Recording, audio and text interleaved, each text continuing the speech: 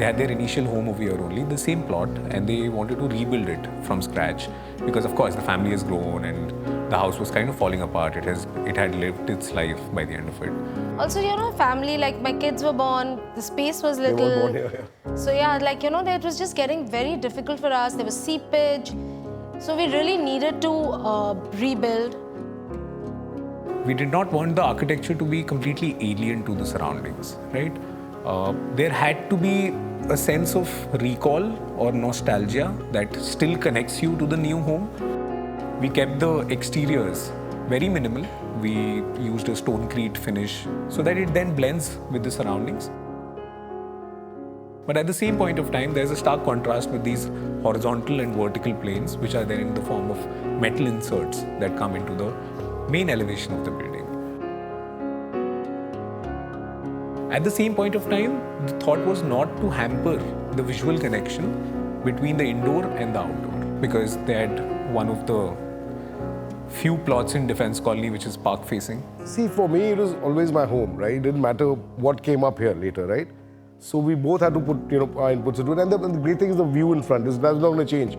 So I grew up with that, playing in this park all my life with all my friends. We had great friends here all the time growing up. What we then eventually kind of got through with multiple conversations and coffees was having the upper two floors as a duplex, but rather than having a typical duplex configuration, you also have the terrace on the top floor, right? So what came naturally then was to have a largish formal living and dining room on the upper floor, which is then directly connected to the terrace. And it's worked out really well because then your living space is down and this area is separate. It's connected to the terrace. If you want the party like on 2 floors, that's also very convenient. They wanted a house filled with natural light, is tasteful because they had a lot of art collections that they'd collected over the years.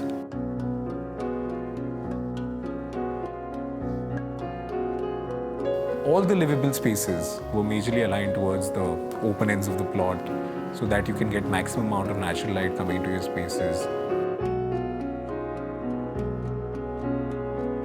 I mean, you mostly or actually really don't need any artificial light during the day inside the house.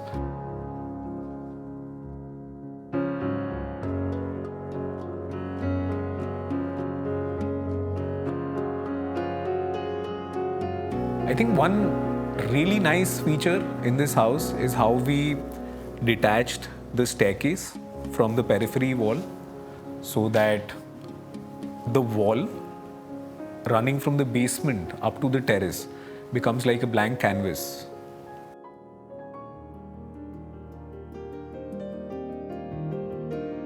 And then it got hand painted by an artist, sort of showing like a tree of life, which probably would be how we imagine the house to be.